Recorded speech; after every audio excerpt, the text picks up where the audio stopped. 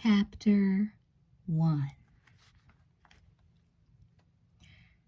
16-year-old Elizabeth Wakefield stood in her bedroom in her robe and slippers on Wednesday morning, staring without enthusiasm at the contents of her closet. It's the last day of school before Christmas vacation, she reflected, examining a blouse and then a dress. Traditionally, there were holiday parties in every class, and the entire Sweet Valley High student body dressed up for the occasion. I should probably wear something nice. Elizabeth sighed. She'd just as soon put on an old pair of khakis and a polo shirt. She didn't feel particularly festive. How am I ever going to get into the holiday spirit? She wondered. Just then, her eyes came to rest on one of her favorite outfits, a fancy tuxedo shirt with matching bow tie, trousers, and vest. A wry smile touched her lips. Jessica had always loved this outfit, too. She'd borrowed it all the time in the old days. Elizabeth's mind traveled back to other mornings when her sister would bounce into her room to raid her closet. That seems like so long ago.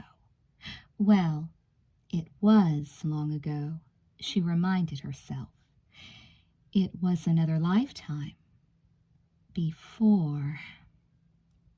A shadow clouded Elizabeth's blue-green eyes, and she pushed the tuxedo outfit aside with a sharp gesture. Those innocent days of sharing and giggling were long gone. Jessica was no longer truly her sister, no longer her best friend. Since the fatal night of the jungle prom, everything had changed. Elizabeth turned away from the closet and sat down on the edge of her bed. She pressed the palms of her hands against her forehead, wishing she could squeeze the memories from her brain. But they were always there, just beneath the surface. It started before the jungle prom, Elizabeth recalled. Jessica and I were supposed to be planning the dance together, but we couldn't agree on anything, except for the fact that we both wanted to be prom queen. In retrospect, their rivalry for the queen's crown seemed ridiculous. But at the time, the competition between the two sisters had been in dead earnest. It wasn't until the last minute that Elizabeth had decided it was foolish to care so much about something so trivial. She remembered deciding to drop out of the prom queen contest. But that was the last thing Elizabeth remembered about that night until after the accident. The pain was still fresh. Elizabeth's eyes filled with tears. Will it ever stop hurting? She wondered. And will I ever know what really happened? No one knew how she and her sister's boyfriend, Sam Woodruff, had managed to get drunk that night. If their punch had been spiked, they hadn't realized it. They had left the prom to go for a drive without noticing their unsteadiness. The twins' Jeep had gone off the road and flipped over. Miraculously, Elizabeth had survived the crash with minor injuries, but Sam wasn't so fortunate. He had died instantly. Elizabeth's life had turned into a waking nightmare after the crash. Not only did she have to cope with almost unbearable sorrow and guilt, but she had been arrested for vehicular manslaughter. Because she'd blacked out from the liquor, she'd been unable to say anything in her own defense. On the verge of being convicted, Elizabeth had been saved when a young man came forward to confess that his own reckless driving had caused the accident, not Elizabeth's. That was a turning point, Elizabeth mused. After the trial, I thought we could start putting the pieces back together.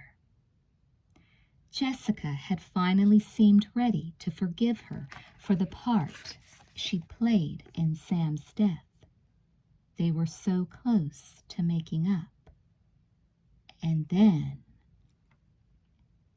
rising, Elizabeth crossed to her desk and pulled out a letter her boyfriend Todd had written to her during the trial. A letter in which he asked Elizabeth to forgive him for being cold and distant after the accident, for shunning rather than supporting her, explaining that he'd been hurt and jealous at the thought that something had been going on between her and Sam. Todd had begged Elizabeth to give him a sign that she was ready to talk and to forgive him. As she skimmed the letter, Elizabeth's jaw tightened with anger. She pictured Todd hand-delivering the letter to her house, and then she pictured Jessica intercepting and hiding it as part of a cruel plot to steal Todd for herself. Elizabeth grew furious all over again, just thinking about it. I felt so guilty. I felt so sorry for Jessica, she thought, and for all those horrible, painful weeks when I thought Todd had stopped loving me. Jessica was telling him I was the one who wanted nothing to do with him. We wasted so much time. But Elizabeth had discovered Jessica's treachery before it was too late. Since then, Elizabeth and Todd had fallen more deeply in love than ever. All's well that ends well, she thought, returning Todd's letter to the drawer. All hadn't ended well between her and Jessica, however. Far from it. Elizabeth slipped out of her robe and pulled a red V-neck top and black skirt from her closet. As she dressed, she listened to Jessica blow-drying her hair in the bathroom that connected their two bedrooms. For a moment, Elizabeth's heart softened. She ached for all that had been lost, for the carefree, innocent days when she and Jessica were constantly in and out of each other's rooms, talking, laughing, bickering, sharing, just being sisters. Will we ever be close again? Elizabeth wondered. It was hard to imagine, as bitter and estranged as they were now. Despite their personality differences, they'd always been completely in tune with each other. Lately, though, Elizabeth felt as if she were living with a total stranger who just looked like her identical twin. She couldn't begin to guess what Jessica was thinking and feeling. Standing in the middle of her bedroom, Elizabeth looked around at her pretty furniture, her books and photographs and posters and stuffed animals. A strange premonition crept over her. Things are going to get much worse before they get better, Elizabeth thought, an unaccountable shiver racing up her spine.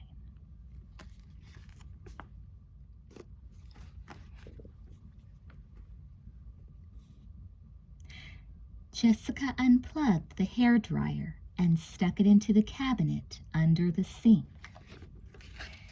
She brushed out her silky, shoulder-length hair, then shook her head to give her hair a more tousled look. She put on some lip gloss and a little mascara. She smoothed body lotion onto her sun-tanned arms and legs. Then she returned to her bedroom and began to dress. She chose an outfit that was appropriate for the last day of school before Christmas vacation.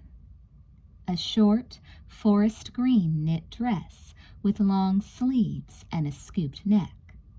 But she did it without really thinking. It seemed as if she did everything without thinking these days. I might as well be a robot, Jessica thought morosely as she contemplated her earring collection. I'm just going through the motions. Get up, go to school, go to cheerleading practice, come home, eat dinner, go to bed. Nothing means anything anymore. At least she had a date to look forward to today. Her spirits lifted a little as she thought about James, the gorgeous dirt biker she'd fallen madly in love with after he won the Sam Woodruff Memorial Rally. Jessica's heart sank again.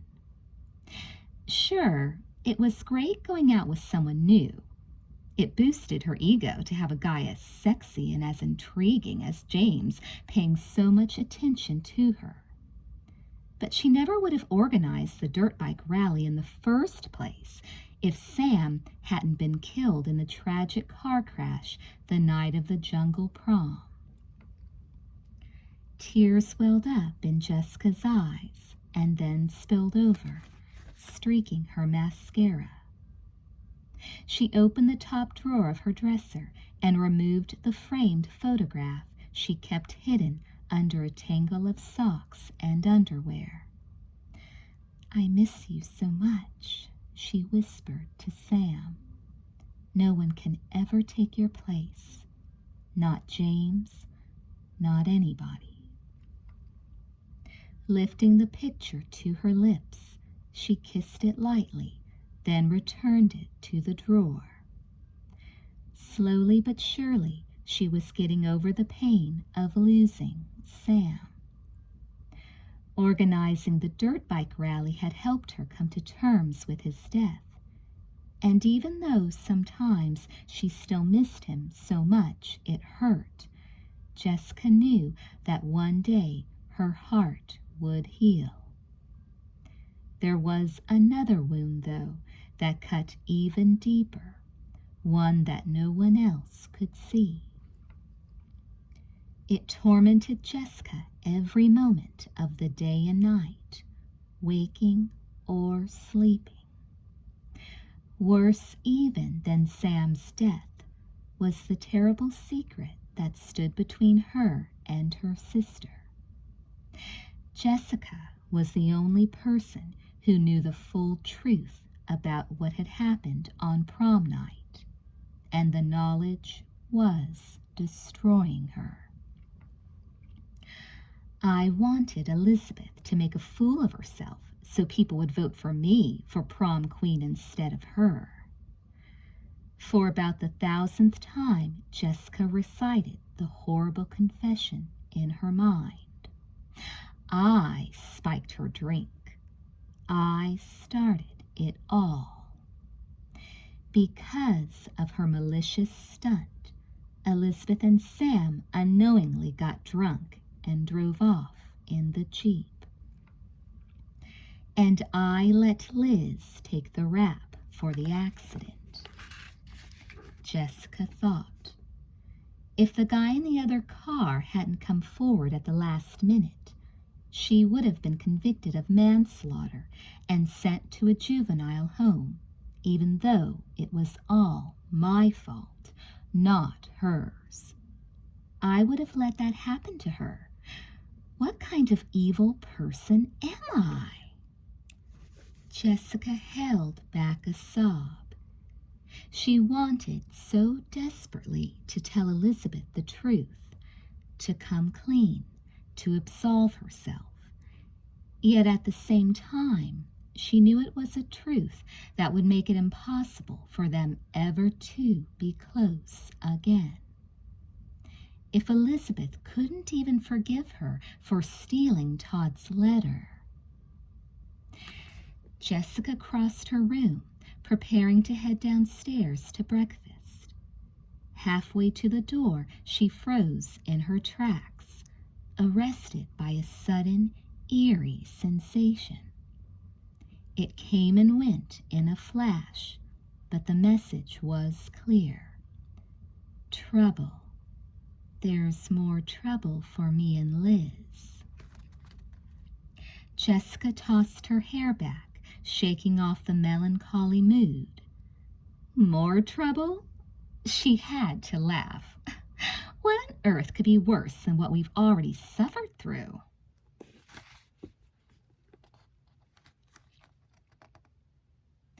Stephen Wakefield reached across the kitchen table for the pitcher of milk.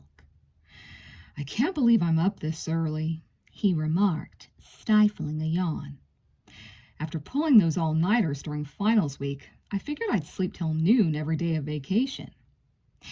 Maybe you're getting used to living without sleep, Elizabeth suggested as she spread some apricot jam on a piece of toast.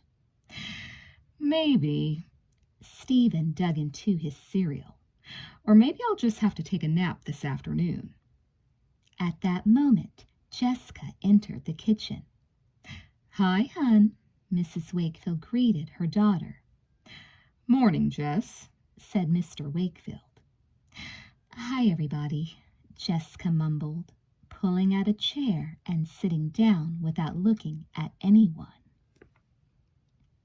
Stephen glanced from Jessica to Elizabeth and back again. Elizabeth didn't even look at her sister. Jessica, meanwhile, drained a glass of orange juice and started in on her cereal without another word.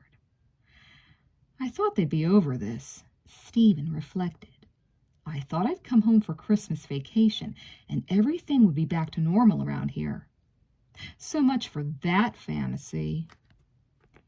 At least his parents seemed to be in a cheerful mood.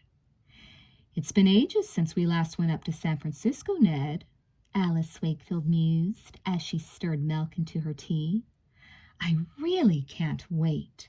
While you're in meetings, I can ride the cable cars and shop and maybe take in a museum or two. So it's all work and no play for me, eh? Mr. Wakefield joked. Mrs. Wakefield smiled, the dimple in her left cheek making her look more like the twins' older sister than their mother. We can do some fun things in the evening, too, she promised her husband. Go to the theater, the symphony. What's this about San Francisco? Stephen interjected. What meetings? Don't you remember, Stephen? Asked Mrs. Wakefield. Her blue-green eyes sparkled. It's so thrilling. A major environmental engineering firm is paying for both of us to fly to San Francisco a few days before Christmas. They're putting us up in the most elegant hotel in the city. Is this about that legal consulting job you mentioned last time I was home, Dad? Stephen asked. To tell you the truth, I don't know for sure what it's about, Mr. Wakefield confessed. I'm assuming it has something to do with the big antitrust suit they're involved in, but they haven't given many specifics. The letter I got included a complete itinerary, 2 plane tickets, and a hotel confirmation number. He laughed. They're sweeping me right off my feet. Usually there's more of a courtship involved. Phone calls back and forth, negotiations over fees, that sort of thing. His brow furrowed. It does seem a little odd, doesn't it? I've never even spoken with Michelle DeVoice, my contact at Kotkin, Grenier, and Burns. Mrs. Wakefield waved this consideration aside. There was no need to. She'd already arranged every last detail, right down to a limo to meet us at the airport. All we have to do is get our bodies on the plane. I think it's a tribute to your legal reputation that the company's inviting you up with no preliminary dancing around, Dad, Stephen commented. Obviously, they know you're the man for the job.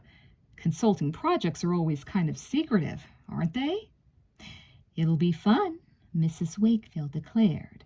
San Francisco is one of my all-time favorite cities. The Golden Gate Bridge, Fisherman's Wharf, the cable cars, Chinatown. Mr. Wakefield grinned. You're right. It has all the ingredients of an unforgettable trip. It's almost too good to be true. Which reminds me, said Mrs. Wakefield, turning to Stephen. The girls don't need a babysitter, but we'd feel better if we knew you'd be home with them. You're planning on hanging around Sweet Valley this vacation, aren't you? Stephen nodded. You can count on me. He grinned at his sisters. Just warning you, I run a tight ship. I expect to be able to bounce a quarter off your beds, and no male visitors without a chaperone present. Elizabeth cracked a weak smile. Jessica shrugged. Stephen sighed.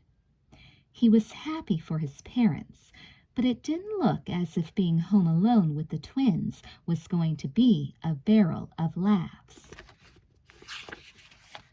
For the entire meal, Jessica and Elizabeth had been sitting right across from one another, pointedly ignoring each other. And the worst thing, Stephen thought, is that the rest of us are starting to get used to it. What happened to the old Liz and Jess? He wondered. The twins had been through a lot. Had it changed their personalities forever?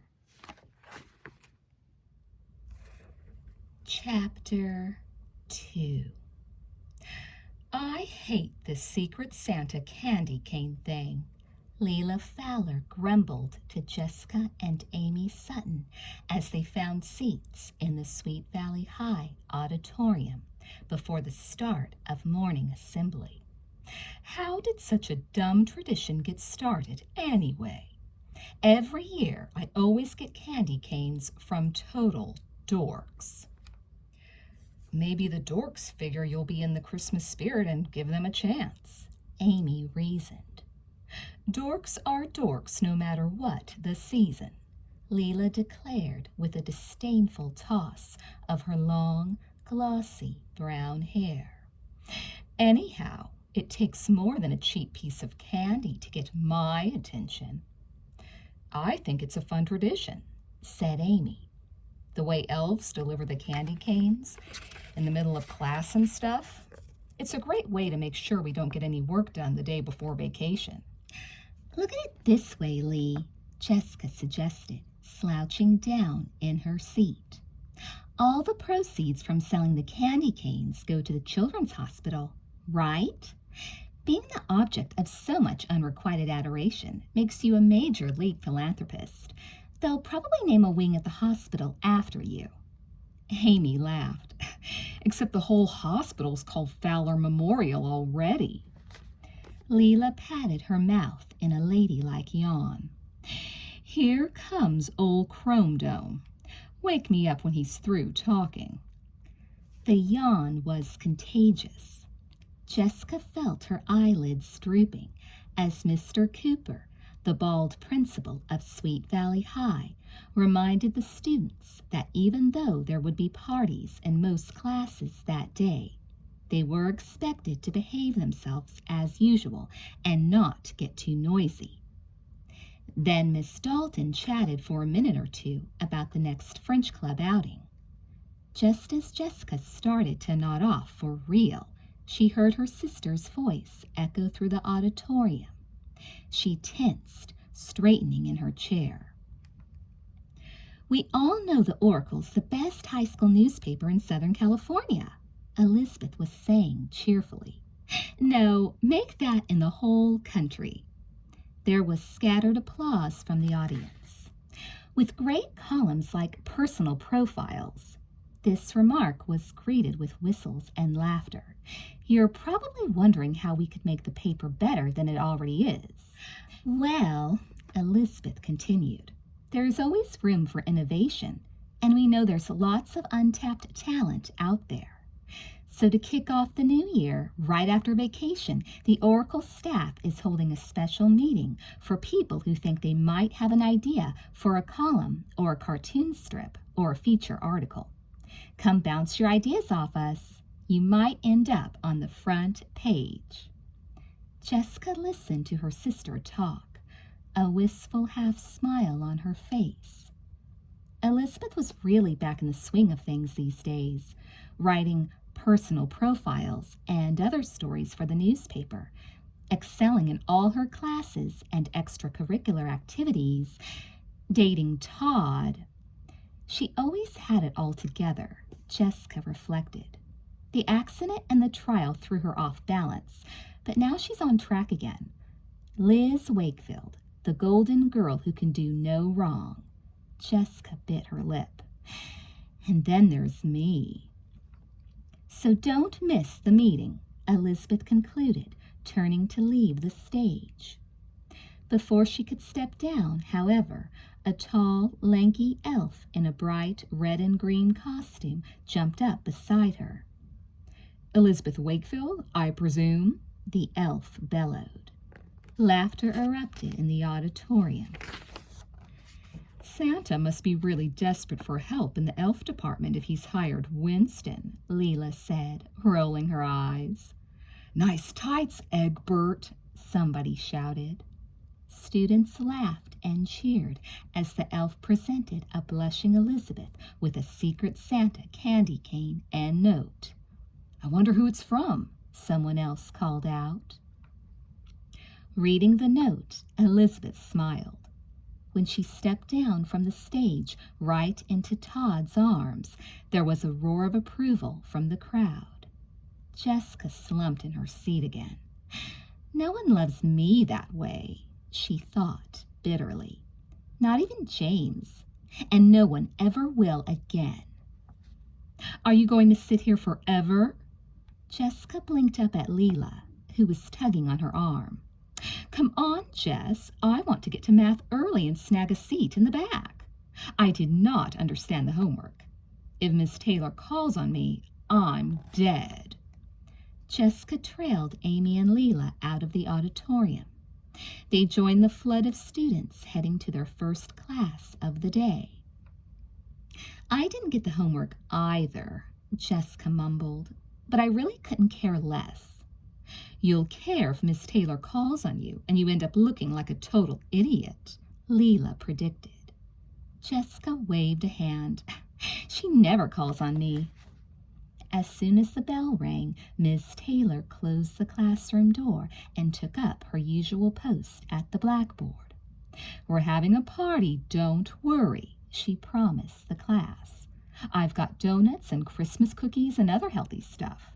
First, though, let's go over last night's problem set. I don't want your brains to totally atrophy over vacation. She scanned the roomful of students. Jessica, what did you come up with for problem number 1? Leela snickered. Jessica gulped. Well, she made a big show of thumbing through the pages of her spiral notebook. Just a sec. I know it's in here somewhere. Just then the door burst open. Ho, ho, ho, a male voice boomed. A burly, broad-shouldered elf wearing red sweatpants and a green football jersey stomped into the room. The class laughed at the sight of Ken Matthews, Sweet Valley High's star quarterback, posing as one of Santa's helpers. Saved by the the elf, Leela whispered to Jessica. Boy, are you lucky. Tell me about it, Jessica whispered back. I wonder who the candy cane is for. In answer to her question, Ken headed in Jessica's direction. Ho, ho, ho, he chuckled again, pulling out a chair next to hers. Jessica Wakefield, have you been a good girl this year? Jessica grimaced. The class laughed again. Well, I have a candy cane for you anyway, said Ken. She shrugged. Okay, hand it over. You know the routine, Jessica. Jessica couldn't help but laugh as Ken pulled her onto his lap.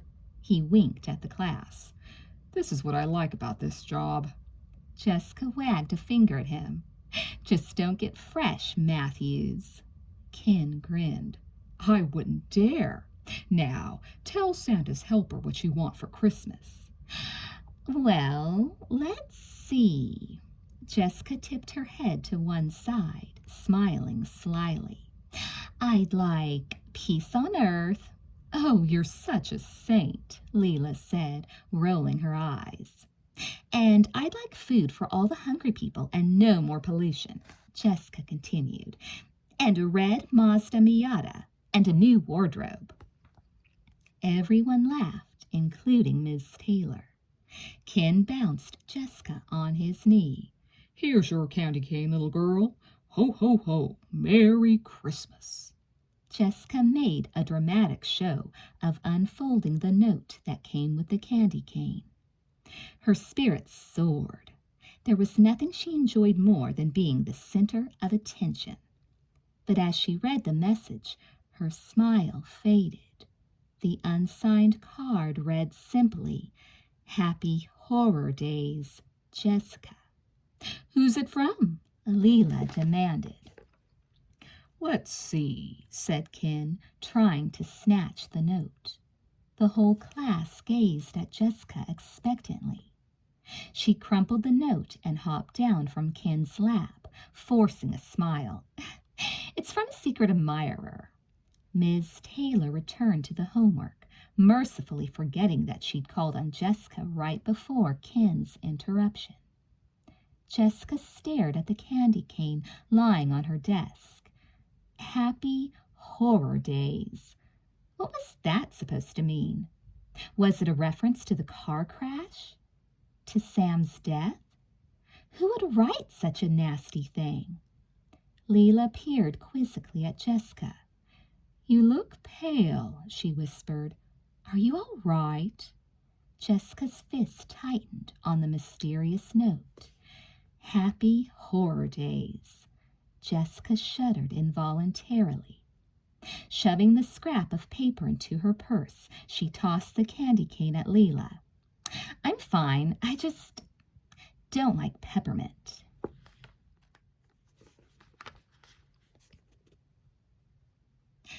That sounds like fun, Elizabeth remarked at lunchtime.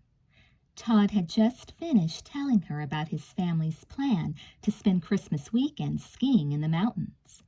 I wish I could go with you. I have a feeling this isn't going to be the happiest holiday my family's ever had. We're not leaving until Saturday morning, so I'll be around for Christmas Eve dinner at your house, Todd reminded her. Leaning over, he brushed her cheek with a light kiss. It'll be fun, Liz. Don't worry. Elizabeth sighed. Fun?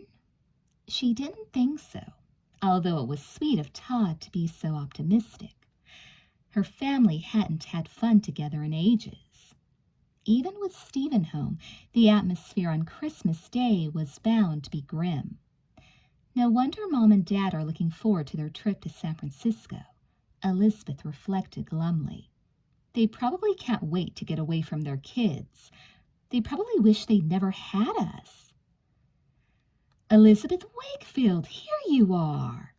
Elizabeth looked up at the sound of the husky, melodious female voice.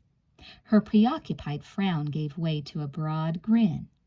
A particularly funky elf armed with a candy cane sauntered up to their table.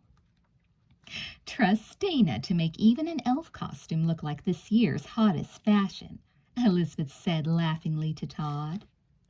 Dana Larson, lead singer of the popular Sweet Valley High rock band, The Droids, was wearing a bright green mini dress and red tights and gloves.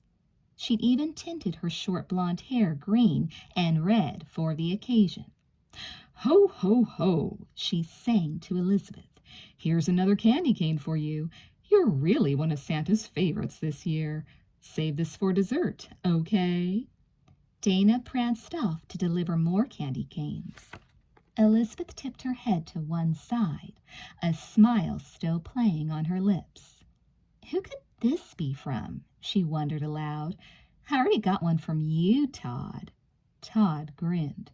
If it's from a guy, I'm going to be mighty jealous. It could be from Enid, Elizabeth guessed. Then she had a sudden, hopeful hunch.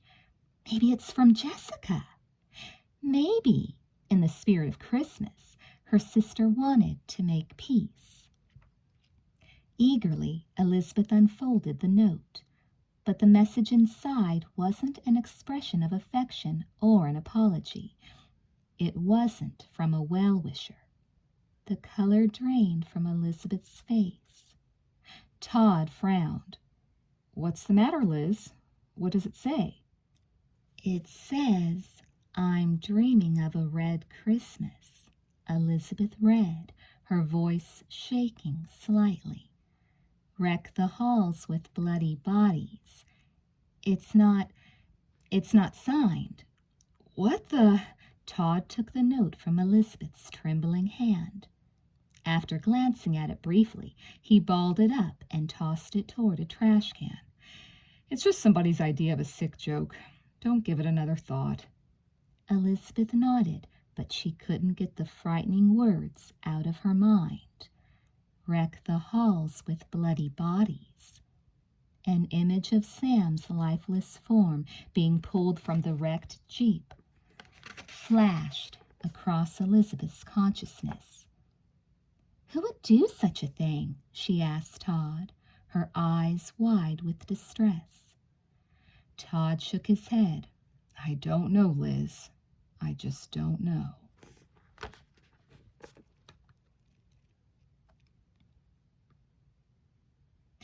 I'm here, Margot thought jubilantly as she strolled down the empty halls of Sweet Valley High. I'm finally here.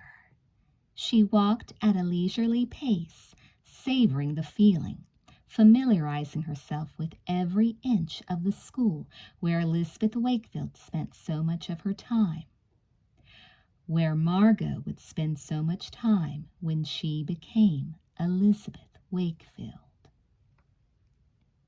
It was all so beautiful. The airy modern classrooms, the lush landscaped grounds and athletic fields, the energetic, talented teachers, the lively, attractive student body. Margo extended one slender arm to brush her fingers along a row of brightly painted lockers. I belong here. I've earned this. At last. A thrill of excitement ran up Margot's spine, and her whole body felt charged with electricity. She'd worked so hard to reach this time and place. Now, in just a matter of days, she'd assumed the identity she'd always dreamed of. She'd be a good, happy girl with a loving family, dozens of friends, and a handsome, devoted boyfriend. The brightest girl in the junior class. Sweet Valley High's most likely to succeed. I'll be Elizabeth Wakefield, and Margo will cease to exist. A shadow darkened Margot's delicate features as she recalled the long, hard road she'd traveled for 16 miserable years. Abandoned by the parents she'd never known, shuffled from one foster home to another, neglected or abused by foster parents and brothers. Margot's fingers clenched into fists and her eyes glittered with rage. They didn't break me, though, she thought. I beat them at their own game. I outsmarted them. I watched and waited for my opportunity, and then I took it. What a magnificent escape she'd engineered, burning down her last foster family's home on Long Island. It was a shame that her young foster sister had had to die in the blaze, but it was a necessary sacrifice, part of Margot's plan to make sure her horrible foster parents were blamed for gross negligence and 2 deaths. Margot's body had been listed missing along with her little sister's. Skillfully covering her tracks, she'd headed west to Ohio, where she was hired as an au pair by the Smith family of Cleveland. Margot had been more interested in Mrs. Smith's business as a jewelry dealer than in watching fat little Georgie Smith. Georgie was just a pain, although he did tell her where the key to his mother's safe was hidden. For such a little kid, he had a big mouth. Margot remembered, her lips twisting into a sneer. I could never have trusted him to keep quiet about the jewelry. I took him for a swim at the lake just in the nick of time. With Georgie disposed of, she'd rob the safe and split. That was when her luck really started to turn, when she knew for certain she was destined for big things, for a wonderful life, for a true transformation. She'd strangled that nosy old woman in the ladies' room of the Cleveland bus station and stolen her wallet and newspaper. The newspaper from Sweet Valley, California, with the picture of Elizabeth Wakefield in it. Margot remembered her first glimpse of the beautiful face so much like her own. The photograph was a sign. It gave her a destination. Right then and there, she'd bought a ticket to Los Angeles, and as the miles rolled away beneath the wheels of the bus, she'd devised a bold, brilliant plan. She hadn't wasted a minute since arriving in Sweet Valley a few weeks ago. Right away, she'd plunged into the project of learning everything there was to know about Elizabeth Wakefield and her twin sister, Jessica. She was paying James to spy on Jessica. She'd arranged to be hired by the company that catered the Fowler wedding. She watched the Wakefield house at all hours of the day and night. She'd studied the twins' voices and mannerisms. She knew who their friends were, what they liked to do after school and on weekends, what foods they liked, and what music. I've already been Elizabeth once, Margot recalled with satisfaction. For her first brief impersonation, she'd walked right through the front door of the Wakefield home, and she'd fooled Mrs. Wakefield, Elizabeth's own mother. I look the part. I am the part. Margot shifted her books to one arm and raised a hand to touch her hair, now as golden and silky as Elizabeth's. She'd bleached her dark hair. Contact lenses shaded her gray eyes a clear Pacific blue-green. She wore an outfit that could have come from Elizabeth Wakefield's closet. With a little more research, a little more practice. Margot stopped at Elizabeth's locker. Everyone was in class.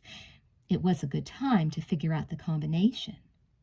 Shadowing Elizabeth earlier, Margot had glimpsed the first 2 numbers. 2334, she mumbled as she spun the lock. But what's the last number? I need to know this. Margot was keeping notes on Elizabeth's schedule, the kids in her classes, her homework assignments. She absolutely had to gain access to the locker. Margot began to dial numbers at random, yanking on the locker handle each time. Come on, open, she muttered, her face growing purple with frustration. I hate it when things slow me down. I hate it when things get in my way. Grinding her teeth together, she tried a few more numbers, her temper rising, rising. Suddenly, Margot was startled by a voice behind her. "Why aren't you in class, Elizabeth?" The woman inquired mildly. "Do you have a hall pass?" The words were like a splash of ice water on her face. Margot regained her composure instantly. Pivoting slowly on her heel, she beamed a warm, sweet Elizabeth Wakefield smile. No, I don't have a pass, Ms. Belisario," Margot admitted, mentally patting herself on the back for recollecting the music teacher's name. It paid to study the photos on the faculty bulletin board. "Mr. Collins didn't bother writing one. I promised him I'd be super fast getting this book." She waved one of the books she was carrying as evidence. "If it's a problem, I can get a pass for you." Ms. Belisario shook her head, smiling. "It's no problem, Elizabeth. I trust you." Margot turned and hurried quickly down the hall, smothering a broad grin. "No problem, Elizabeth. I trust you." She liked the sound of that. Elizabeth Wakefield has the world in the palm of her hand, Margot gloated. It will be fun being her. Soon she'd get the respect she deserved. She'd have the opportunities she'd always been denied. Margot knew it had to be soon. Georgie Smith's older brother, Josh, was on her trail. She had given him the slip when he first confronted her in L.A., but recently she'd spotted him in Sweet Valley. She was pretty sure he'd recognized her despite the changes in her appearance. He wasn't smart, but he could get lucky. He could cross her path again by accident. "There's still so much to learn, but I have to hurry. I have to become Elizabeth so that Margot can disappear forever without a trace." Margot smiled, thinking about the secret Santa notes she'd sent to the Wakefield twins. This was going to be a special Christmas and New Year's for her. She couldn't resist spreading a little holiday cheer. Chapter 3. Josh Smith stepped out of his room at the Dunes Motel on Wednesday afternoon and then paused, momentarily blinded by the bright Southern California sunshine. He shaded his eyes, blinking. Tall palm trees lined the sidewalk, their fronds waving in the mild breeze. Beyond the grassy dunes, the blue-green Pacific Ocean glittered like a jewel. "California is sure a lot nicer than Cleveland in December," Josh marveled. If only the beautiful scene weren't tainted by hidden evil. If only he were in Sweet Valley for a vacation instead of for revenge. "If only my baby brother were still alive." Josh strode toward the parking lot, his eyes keen with determination. 20 minutes later, he parked his rental car in front of a police station in the next county. "This is probably a wild goose chase," he told himself as he jogged up the steps to the entrance. What were the odds that Margot had anything to do with the recent hit-and-run murder he'd learned about from the Sweet Valley police? But Josh was so anxious to find Margot that he was willing to follow even the smallest lead. "She's a violent, calculating person," Josh reflected grimly. "She's killed and robbed. She has no conscience. What's to stop her from killing again?" The receptionist looked up as Josh crossed the lobby. "Can I help you?" she asked. Josh nodded. "I'm a journalist with the Sweet Valley News," he lied. and I'm doing a story on unsolved crimes in the area. Would it be possible to talk to the officer who's investigating the hit-and-run accident that took place here a few weeks back? That's Detective Vinograd. Let me see if she's free. The receptionist dialed an extension on her phone and spoke a few words, then nodded to Josh. Down the hall, third door on the left, she instructed. To Josh's relief, the detective didn't question his falsified credentials. It won't take long to fill you in, she said, tapping a pencil on her desk. The victim came out of her house in a residential area and was crossing the street to her parked car when another car ran her down. The car that killed her was found abandoned a few blocks down the road. Were you able to trace the car's owner? Asked Josh. The detective shook her head. It was a rented car, and the person who hired it used a stolen driver's license as identification and paid in cash. It was a woman, a young woman. That's all we know for sure. Any fingerprints on the car? Nope.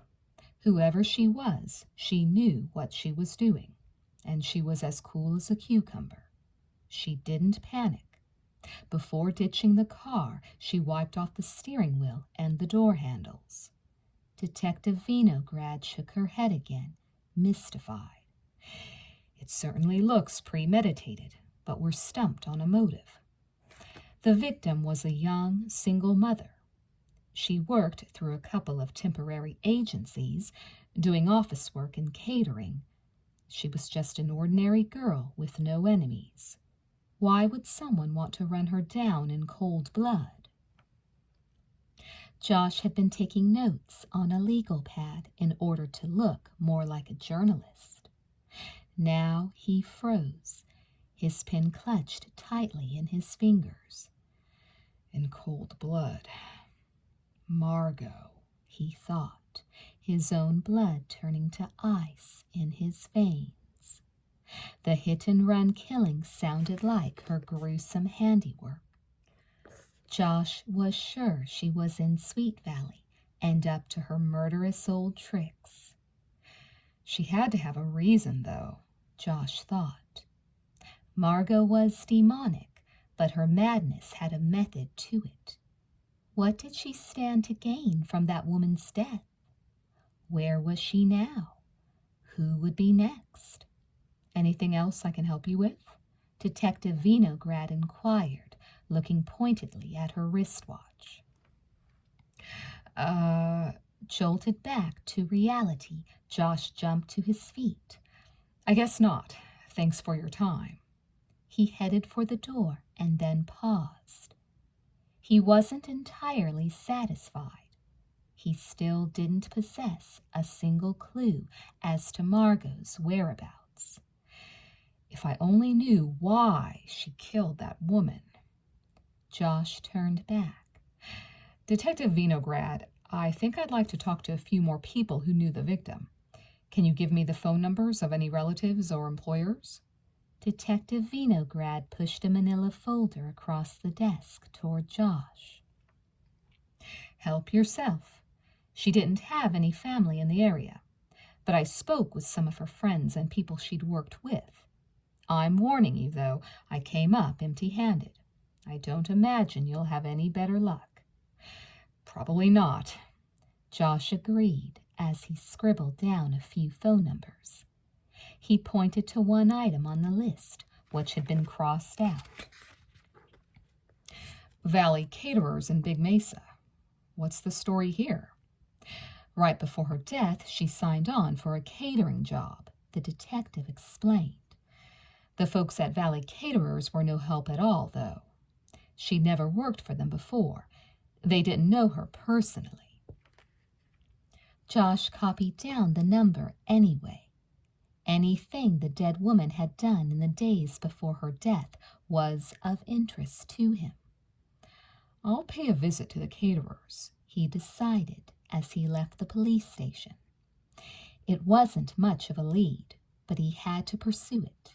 He had to track Margot down and see her brought to justice.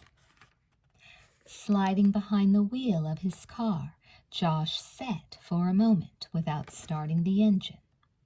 He thought of the long miles he traveled in search of his brother's murderer, how he'd started asking questions on his own when the Cleveland police didn't seem to be getting anywhere with the case.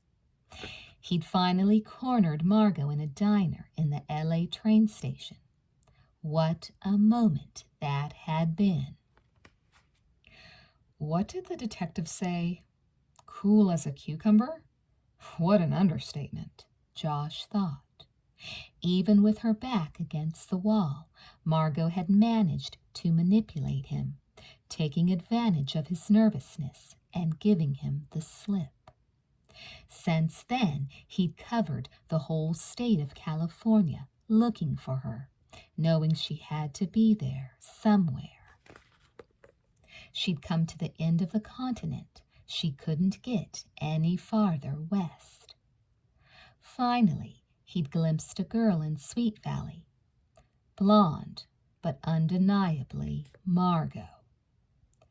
But just when I thought I was in control of the situation, things really got complicated, Josh remembered. He'd crashed a charity costume ball and had found not only Margo, but 2 other girls who looked exactly like her. Margo had eluded him once again, but Josh felt in his bones that he'd run her to earth in Sweet Valley.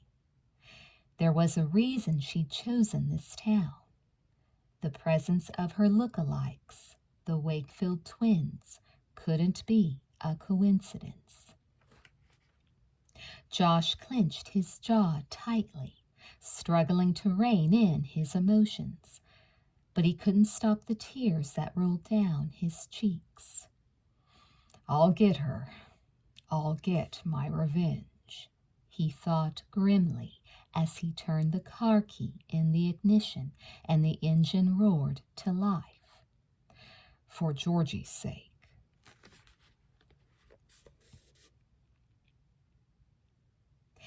10 minutes before 4 o'clock on Wednesday afternoon, Margo approached the Oracle office on soundless feet. The door was ajar. Margo peeked inside and saw Elizabeth sitting at a desk with her back to the door, busily typing away on a computer. Good, Margo thought, continuing on down the hallway toward the library. Enid wasn't expecting Elizabeth until 4. That gave Margo just enough time to whisk Enid off.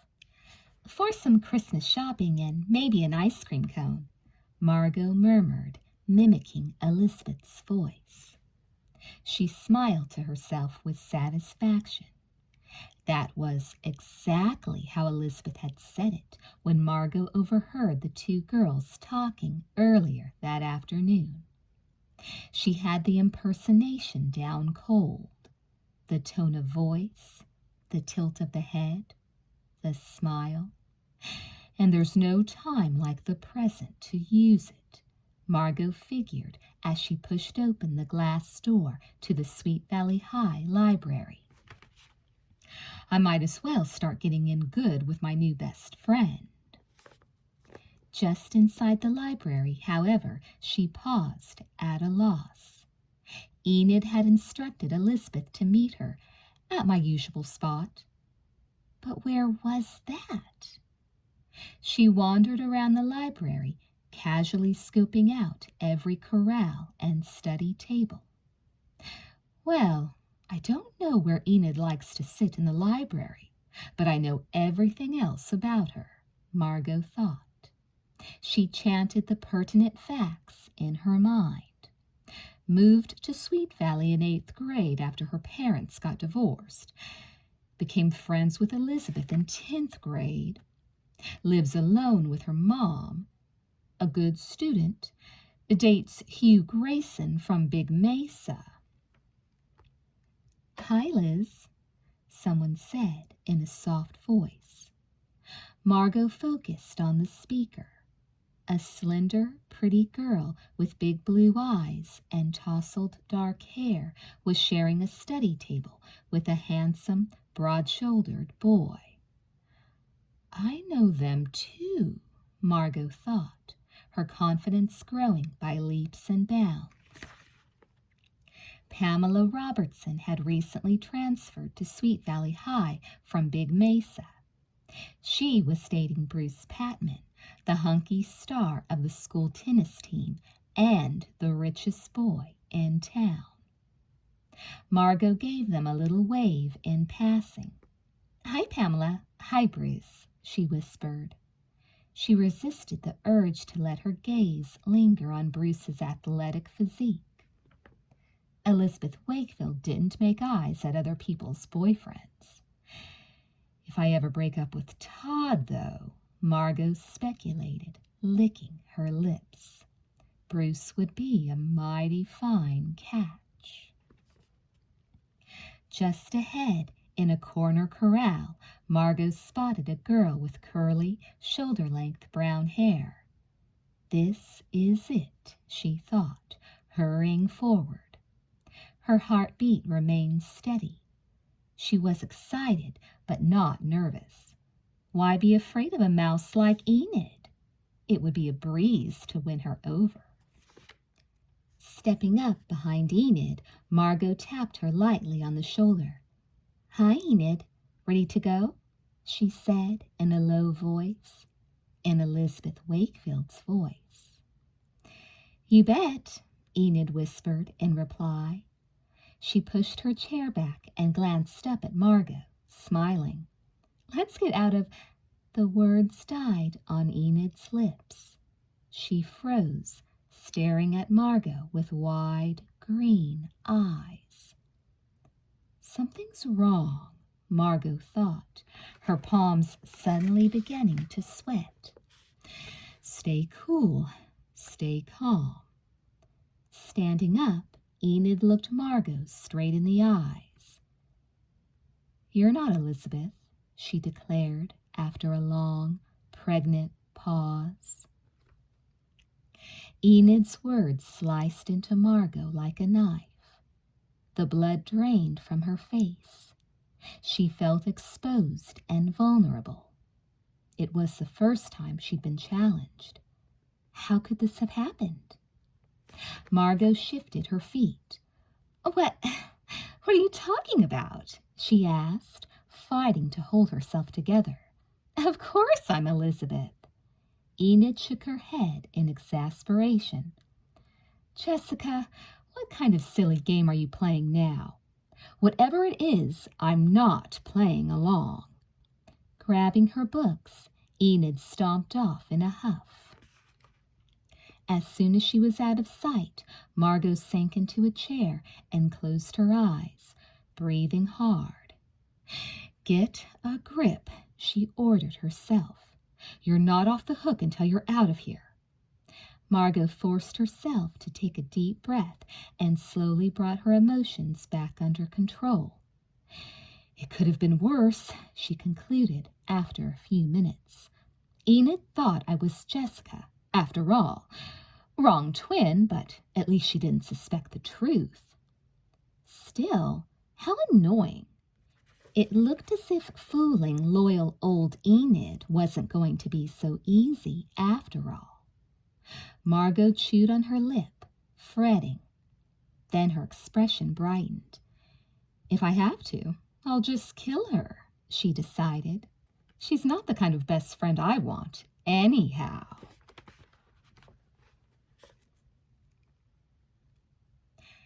At 4 o'clock, Elizabeth turned off the computer she'd been working on and stuck her personal profiles folder in her book bag.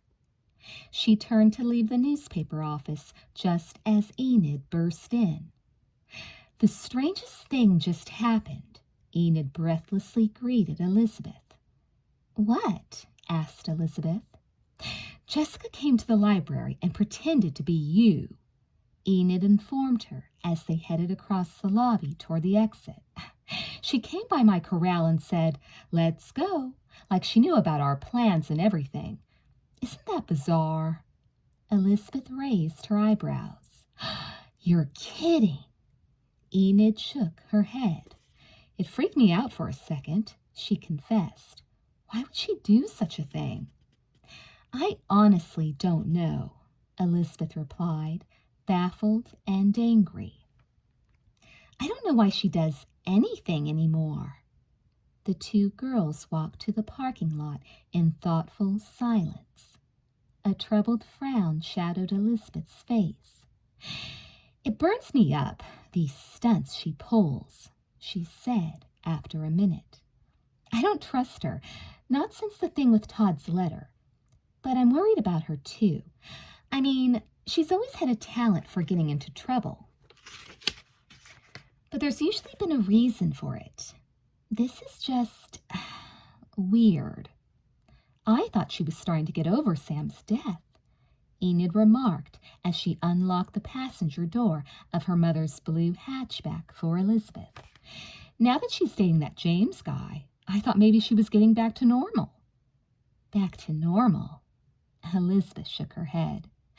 "No, she's not back to normal," she said quietly. "Nothing's back to normal yet." And as she climbed into the car, Elizabeth couldn't help wondering.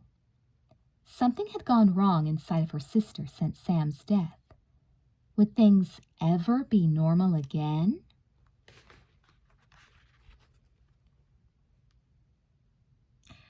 "What can I get you?" the waitress at Kelly's bar asked James, placing her hands on the table and leaning toward him flirtatiously. James stubbed out his cigarette. "Man, I shouldn't be smoking these things," he thought. Just a Coke," he told her, too distracted to flirt back. "Cleaning up your act, huh?" she teased. James shrugged. "Yeah, whatever," he mumbled. With a sniff, the waitress turned and flounced off. James slumped down in the booth and shook another cigarette out of the pack. As he struck a match, he noticed that his hand was shaking. "I can't believe it." He almost laughed out loud. "I'm afraid of a 16-year-old girl." He lit the cigarette and this time just held it, not smoking. He'd pretty much kicked the habit since he'd been dating Jessica. He turned to it now only as a security blanket. He was waiting for Margot, and as much as he hated himself for the weakness, he was nervous. The waitress slammed his drink down on the table without a word. James took a slug of the Coke and then a drag on the cigarette. Narrowing his eyes against the smoke, he looked around the dark, drab room. "I wish I'd never walked into this place," he thought. If he hadn't been a regular at Kelly's, Margo wouldn't have gotten his name from the bartender. She would never have approached him about entering the Sam Woodruff Memorial Rally. She would never have offered him $2,000 to date Jessica Wakefield. Date her and spy on her. "I just want some information about her and her family," Margo had told him, fluttering those long, dark eyelashes. "All you have to do is talk to her and then tell me everything she tells you. Ask a few questions, take a few pictures." James shuddered now as he remembered Margot's odd, humorless smile. "She's cute," Margo had added slyly. "She looks a lot like me." It had sounded like an easy enough job to James, so he'd taken it.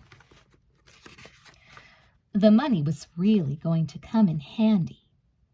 Since then, though, Margo had gotten stranger and stranger. First, James had discovered that the name she'd given him, Mandy, wasn't her real name. Then she'd bleached her hair blonde and changed the color of her eyes and started to dress and talk differently. For some reason, she wanted to look and act exactly like Jessica and her twin sister, Elizabeth. Why, though? James wondered, draining the glass of Coke. What's she up to?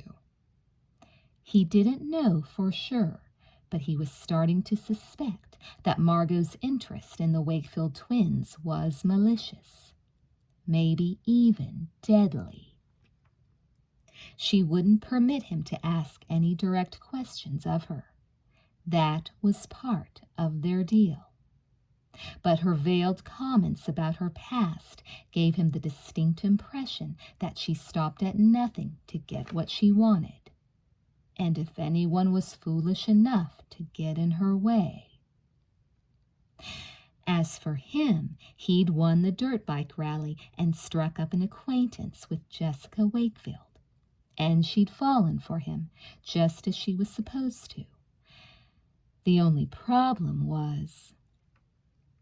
James jumped, the burning cigarette slipping from his fingers.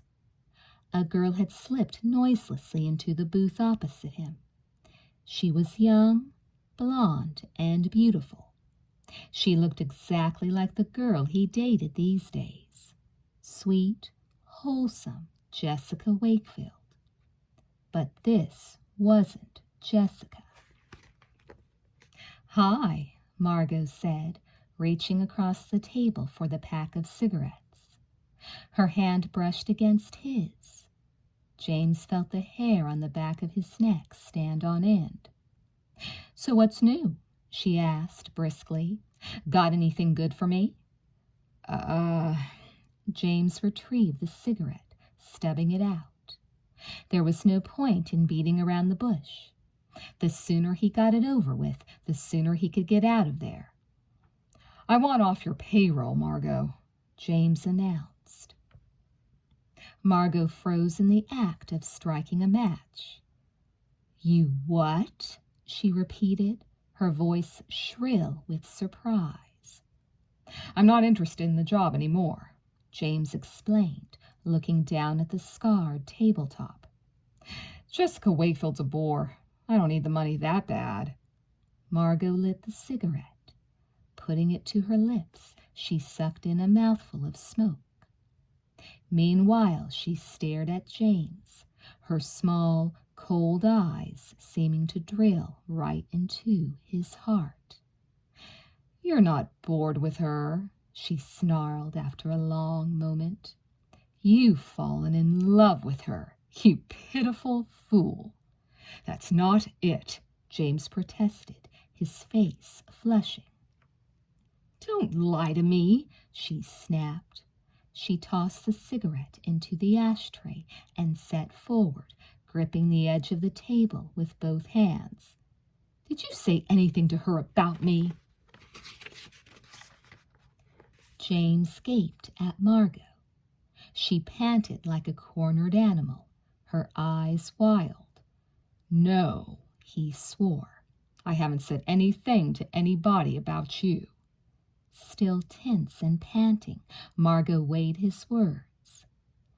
Finally, she relaxed slightly, apparently concluding that he was telling the truth about this. "All right, James," she said, her voice low and even. "You can have what you want. You're off my payroll. You're just a bum, anyway. I got all I needed out of you." Relief rushed over James. "I'm free," he thought. "Jessica and I, our love, we're free." "But," Margot added, slamming the palm of her hand down on the table. James jumped.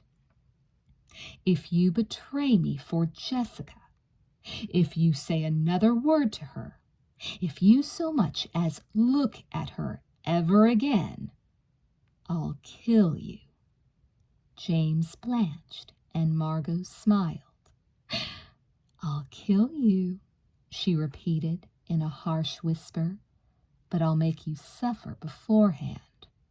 I'll kill Jessica first." James stared across the table at Margot.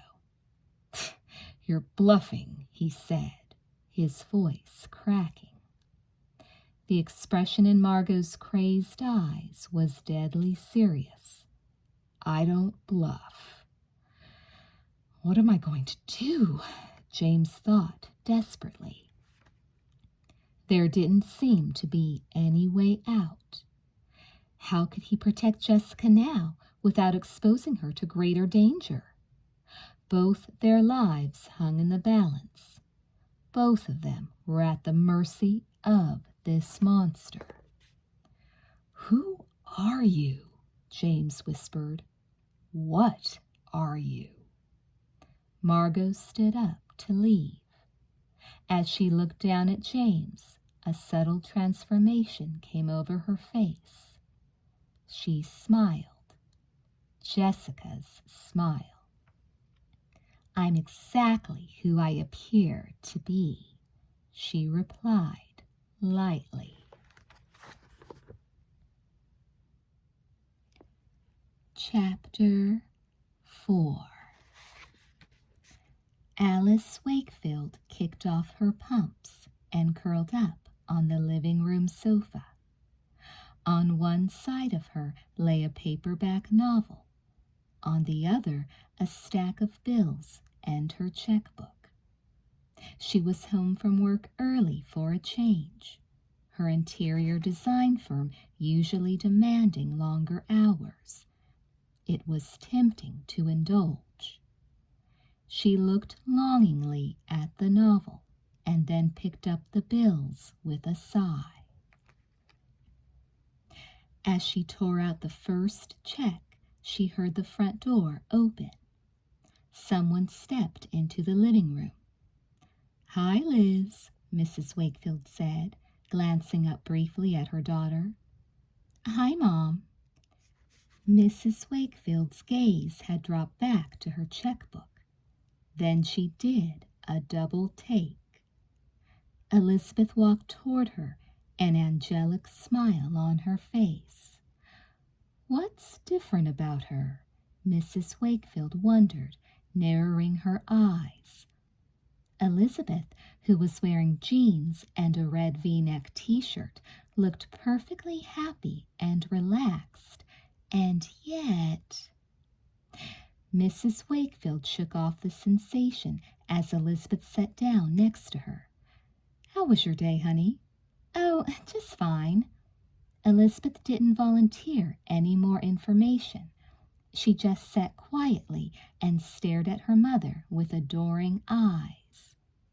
Mrs. Wakefield shifted uncomfortably. "Liz, is anything the matter?" "No, Mom," Elizabeth assured her, lowering her eyelashes and smiling again.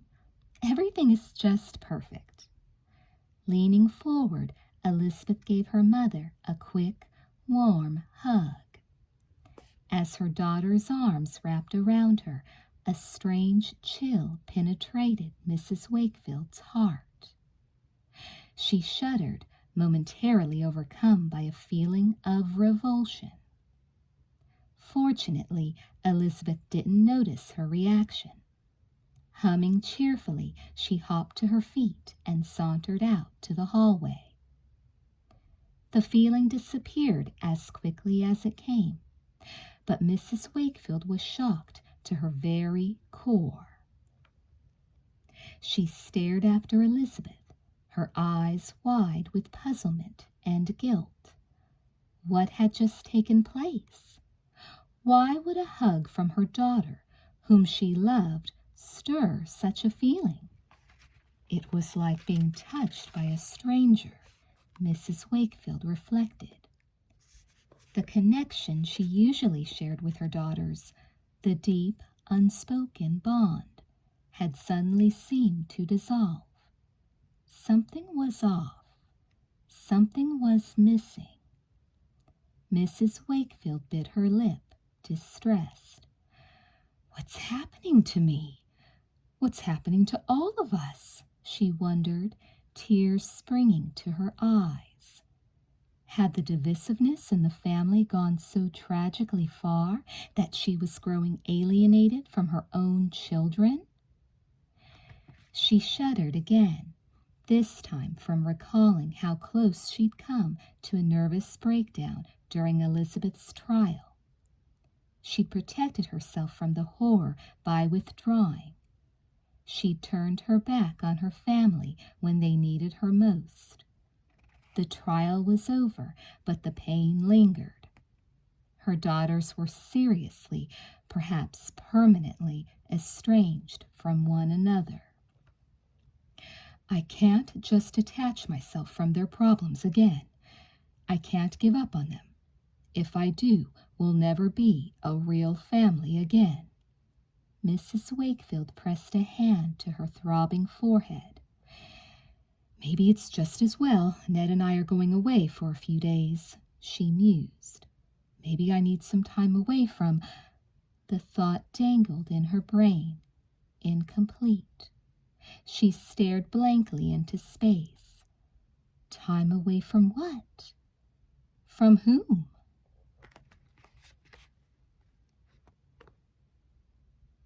Margot walked up the staircase to the second floor of the Wakefield home, exulting in her success. She hugged herself, still tingling from her beautiful new mother's embrace. Someone loves me at last, she thought, stroking the banister possessively. And this house, my house, it loves me too. It wants me here, I can tell. It felt so natural, just strolling in the front door and up to Elizabeth's bedroom. It felt so right. Margot glanced warily over her shoulder as she pushed open the door to Elizabeth's room. She was pushing her luck a little. Elizabeth could return from her outing with Enid at any time. But Margot couldn't help herself. An excited laugh escaped her. She couldn't wait for her new life as Elizabeth Wakefield to begin. Crossing the threshold, Margot sighed with pleasure as she surveyed the bright, airy bedroom. Elizabeth has a lovely taste, she thought with approval. The walls and carpeting were warm cream color. The furniture was glossy and new. Everything was as neat as a pin. She must enjoy coming home to this cozy little nest, Margot imagined. Now, what would Elizabeth do if she just arrived home from school? Margot ran her fingers along the back of the soft, velvet-covered chaise near the window. Would Elizabeth take a book from the shelf and curl up here to read? Maybe she'd sit at her desk and type an essay for the newspaper, Margot speculated, examining Elizabeth's collection of reference books. It was tempting to slip a piece of paper into the typewriter and play at being Elizabeth. Not today, Margot reminded herself. Today she was there to snoop, to learn. In the future, she wasn't just going to be impersonating Elizabeth. She was going to become Elizabeth. To be successful, she needed to know every little detail about Elizabeth's life, every last secret of her heart. Margot crossed purposefully to Elizabeth's desk and pulled open the bottom drawer. Pens, pencils, an address book. That might be useful. And what's this? Margot drew a small notebook from the back of the drawer. Something for school? She opened the notebook in the middle and skimmed a few lines of the neat handwriting. I don't know what to do about the competition for prom queen. Jessica is set on winning the crown, but after all the work I've done, I think I deserve a shot at it too. And everybody says... Margot nearly shrieked with delight as she realized what she held in her hands. Elizabeth's diary. What a discovery. Her fingers tightened around the precious book. "This is the key," she whispered. "It's all here, everything I need to know." Biting her lip, Margot glanced around the room. She had so much work to do, making notes on the contents of Elizabeth's closet and dresser drawers, going through her files, her books, and photo albums. But she couldn't resist the diary. Margot threw herself down on Elizabeth's comfortable bed, so different from the hard, small cots she'd had to sleep on as a foster child. Eagerly, she turned to the first page of the journal and started reading all about her new life. Page by page, Margot devoured the diary, internalizing every word, every emotion. "At this point, I can't wait until the dance is over," Elizabeth wrote. "I almost don't care who wins the prom queen title, Jessica or me or somebody else altogether. Maybe once it's behind us, she and I can stop being so competitive and mad at each other." "Fat chance of that," Margot thought with an ironic smile. "I know what happens next." She read faster. The handwriting grew uncharacteristically loopy and careless. Elizabeth was in despair. "I don't know how I can go on. Every morning I wonder where I'll find the strength, the courage to climb out of bed. How can I live with myself knowing I killed my sister's boyfriend? And tomorrow my trial starts. My God, I'm going to stand trial for manslaughter." Pages and pages of agonized soul-searching. And then, finally, vindication. "I'm not guilty." Elizabeth's relief seemed to pour from the book. "Someone else caused the accident. It wasn't my fault." But Margot could see that Elizabeth continued to be haunted by remorse. The outcome of the trial doesn't change the fact that Sam is dead. Jessica doesn't eat. She doesn't go out. She doesn't talk to anyone. She still hasn't forgiven me. Maybe she never will. Margot thought. Nowadays, Elizabeth is the one who's unforgiving. What caused that reversal? A few pages later, she found out. The blue pen Elizabeth wrote with bit into the paper, almost ripping it in places. The journal seethed with anger. "I can't believe Jessica would do such a thing. I can't believe she intercepted Todd's letter and hid it from me. She'd do anything to hurt me. She'd do anything to keep Todd and me apart so she can have him for herself." Margot clucked her tongue. "That Jessica. She's really a girl after my own heart." Then she caught herself. She wasn't supposed to be sympathizing with Jessica. She was on Elizabeth's side. Her heart was breaking over Todd, just as Elizabeth's had. "And now we're in love again." Margot sighed as she read about Elizabeth and Todd's joyous reunion. "He's mine again, all mine," she thought ecstatically, "and no one will come between us ever again."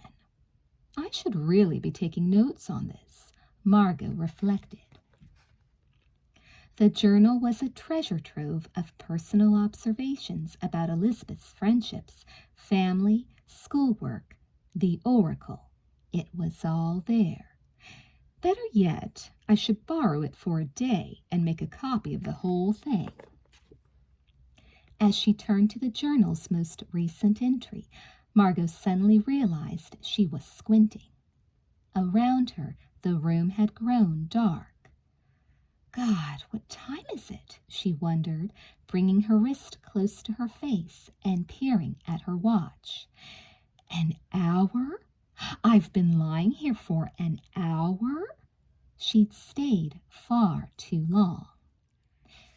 Cursing her stupidity, Margot leapt to her feet. She flew across the darkened room to Elizabeth's desk and tossed the diary in a drawer at random. As she did so, she thought she heard footsteps in the hallway. Or was it just the sound of her own heart pounding? No, there it was again, coming closer. Someone was right outside the bedroom door.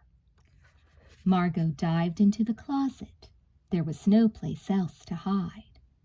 She pulled the louvered door shut in front of her just as the bedroom door swung open and a shadowy figure stepped into the room.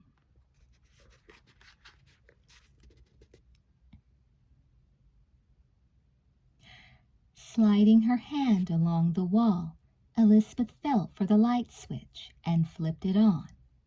She closed the door behind her, a preoccupied expression on her face.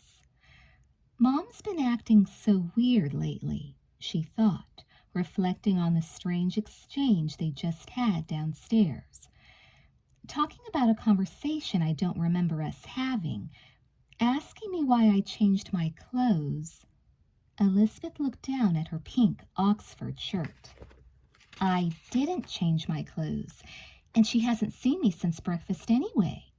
What's the story? Elizabeth walked forward, preparing to toss her book bag onto her bed. Instead, she stopped dead in her tracks.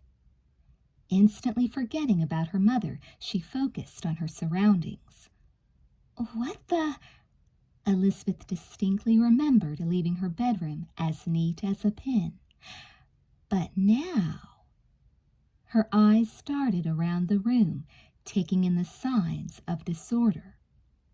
The papers on top of her desk were disarranged, and the top drawer jutted out, half open. The bedspread was rumpled, and the pillow dented. Someone's head had been resting there, and not too long ago. A chill ran down Elizabeth's spine. Someone's been in here. Elizabeth put a hand to her throat, trying to ignore the frightened lump that had formed there. A creepy feeling made her whole body tingle. Somebody's watching me. Silly, you're the only one here now, Elizabeth told herself. Striding to her desk, she yanked open the drawers one by one. Sure enough, though, the contents were jumbled. Somebody had been there snooping through her things. But who? And why? Then she noticed her journal. She always kept it in the bottom drawer, tucked far in the back. Now it rested on top of a pile of letters and postcards in the top drawer. Someone had moved it. It could only be one person. Elizabeth's jaw clenched angrily. She was no longer spooked. She was just plain mad. Jessica, she exclaimed, breathless with outrage at the shamelessness of the violation. How dare she, on top of everything else?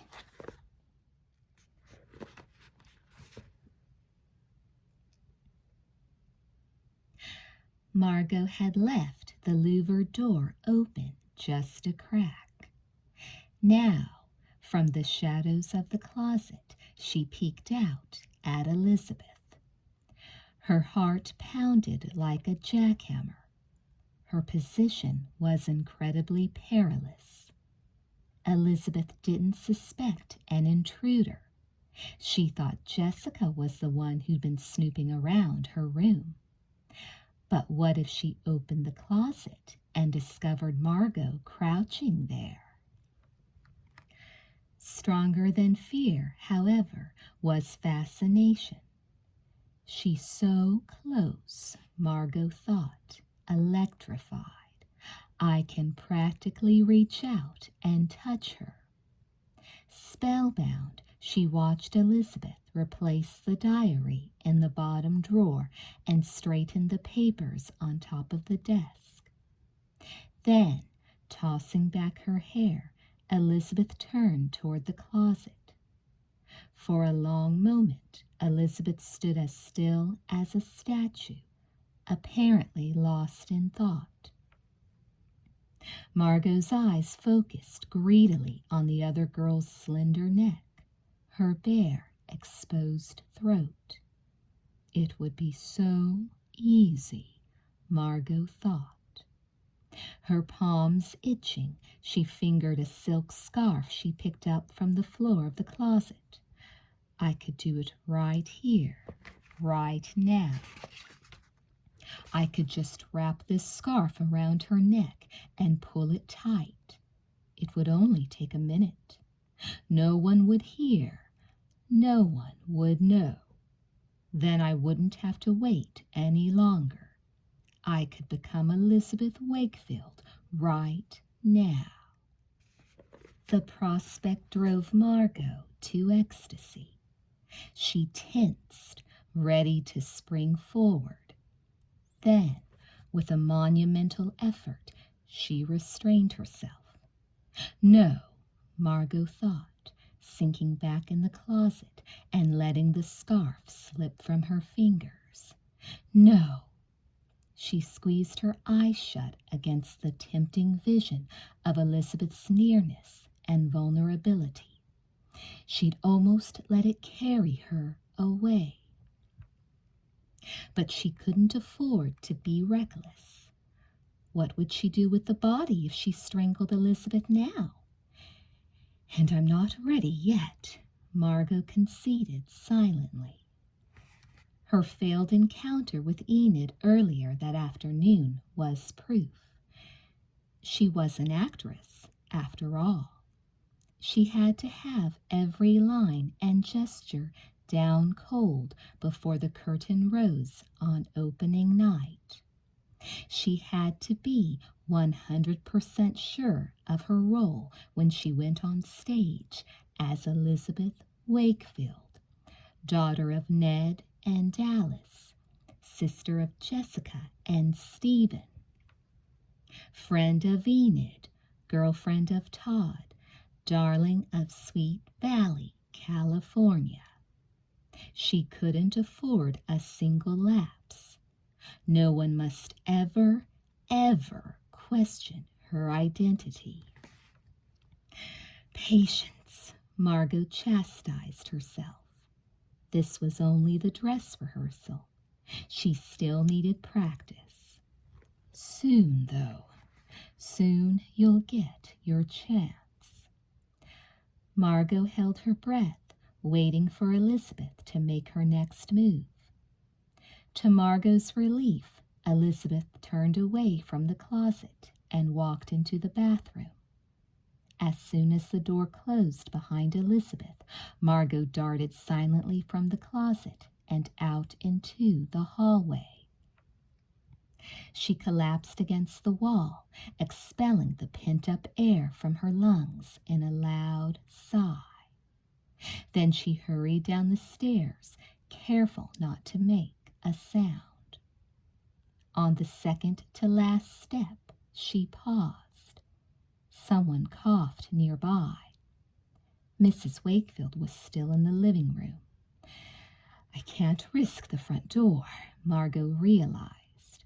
I guess that leaves the sliding glass door in the back of the house. Margot tiptoed toward the kitchen, hoping against hope that she wouldn't bump into anyone else, her fingertips brushing along the wall as she went. Here's the closet, and another door. Where does this one lead? As she eased it open, the basement, of course, Margot smiled in delight. Why hadn't she thought of that sooner? She ducked through the door and ran down the cement stairs. It was hard to navigate in the dark, but she managed to grope her way across the cluttered basement toward a row of small, high windows. She could just reach them if she stood on tiptoe. I need a stepladder, she decided. I'm sure a handyman like Ned Wakefield must have one of those. A A minute later, Margot was wriggling her way out of one of the windows. Stepping out into the shrubbery, she let the window swing shut behind her, careful to make sure it remained unlatched. Standing up, she brushed the dirt and cobwebs from her hands and started across the lawn, keeping close to the trees to avoid detection. When she reached the street, she turned to glance back at the Wakefield's house. With the windows glimmering like golden eyes in the night, it looked cozy, safe, and warm. A haven. Yes, the basement window had been a stroke of luck. How convenient to have a secret way in and out of the house. Feeling very self-satisfied, Margot turned away from the house. From now on, she planned to spend lots of time there.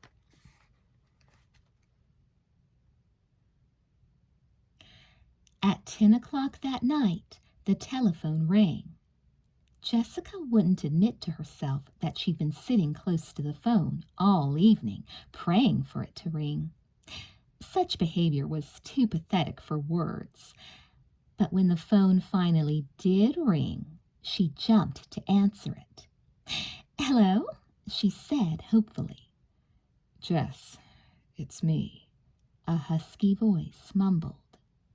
"James, hi." Jessica's cheeks turned pink with pleasure and relief. "I was wondering when I'd hear from you. I thought we were going to do something together tonight." James didn't respond right away. Did I sound too desperate? Jessica wondered anxiously. Maybe I should cool it. Independent guys like James don't go for girls who cling. "It's not that big a deal," she hurried to assure him. I had a bunch of homework to do anyhow." "I thought Christmas vacation started tomorrow," James pointed out. "Right, but I just got assigned this special, history project that's due at the beginning of January," Jessica fibbed. "So I was working on that. Anyway," her voice trailed off, and she waited for James to explain why he'd forgotten their date that night. "I'm sure he has a perfectly good reason," Jessica rationalized. "He'll tell me what it is, and then I can stop worrying." "Well," James cleared his throat. "Sorry about tonight.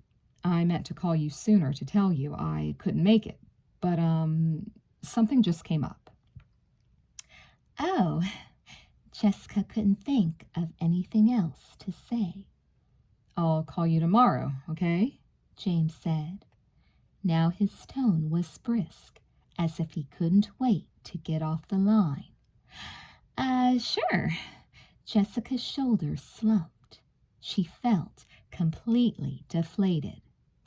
"Whatever happened to, 'How are you doing? How was your day? I miss you?'" she wondered. "See ya." "So long." Jessica held the phone for a moment after James hung up. Something just came up? She'd never heard such a lame excuse in her life. She replaced the receiver and started nibbling on her fingernails, running back over the brief conversation in her mind. Usually she and James gabbed for an hour or more. Tonight, though, he'd seemed awkward and distant. He must have had something on his mind, Jessica concluded. But why wouldn't he talk to me about it? A horrible possibility occurred to her, and her stomach promptly tied itself into an excruciating knot.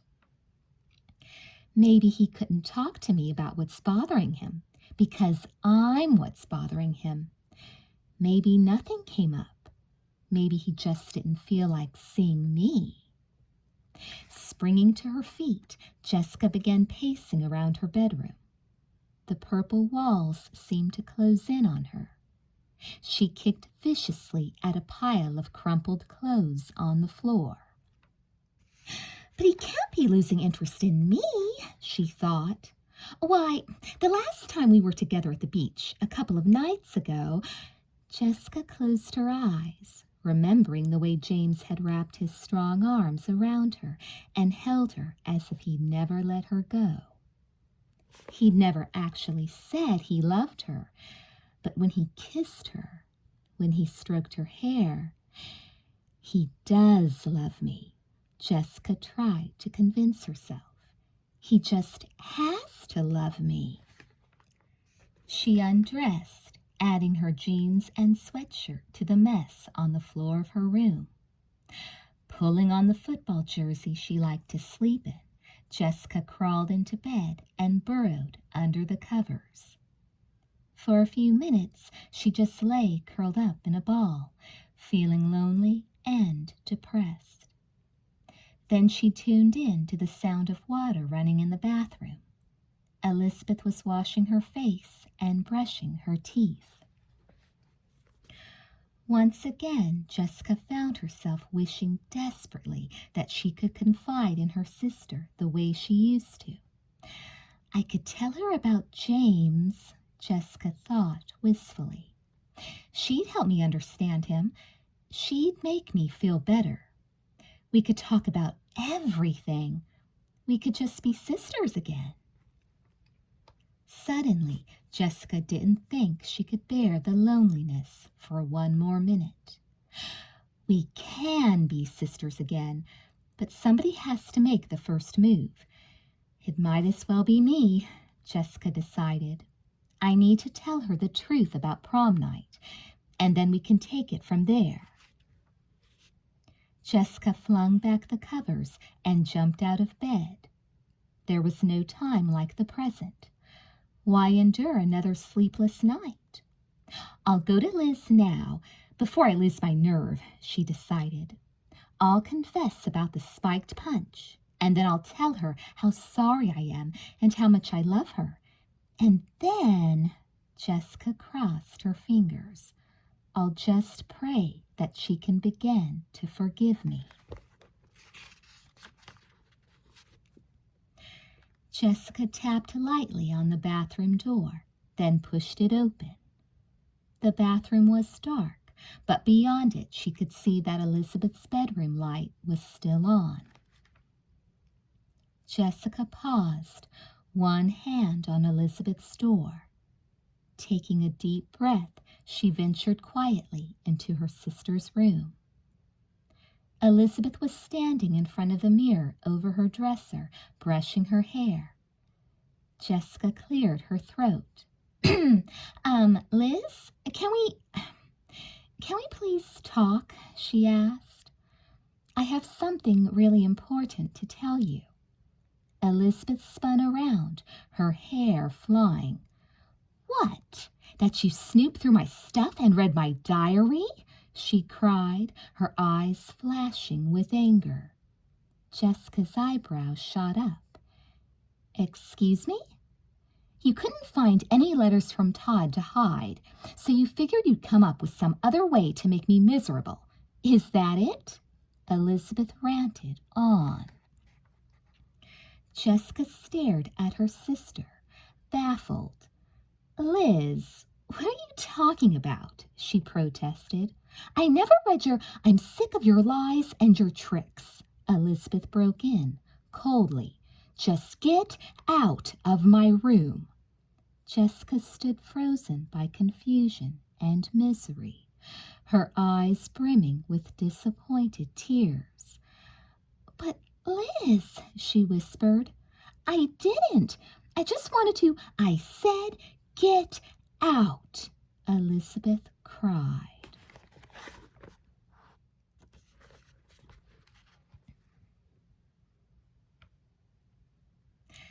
Elizabeth rolled over in bed, thrashing her arms restlessly. For a moment, her eyelids fluttered as if she might wake up, and then she slipped back into a broken, dream-filled sleep. I can't be asleep. I can't be dreaming. This is so real. She was standing before the mirror in her bedroom, brushing her hair. She pulled back a thick clump, fastening it with a jeweled hair clip. Then she put on the gold lavalier necklace that her parents had given her for her 16th birthday. I'm wearing a light blue dress. I'm going to a party. No, it's the night of the jungle prom.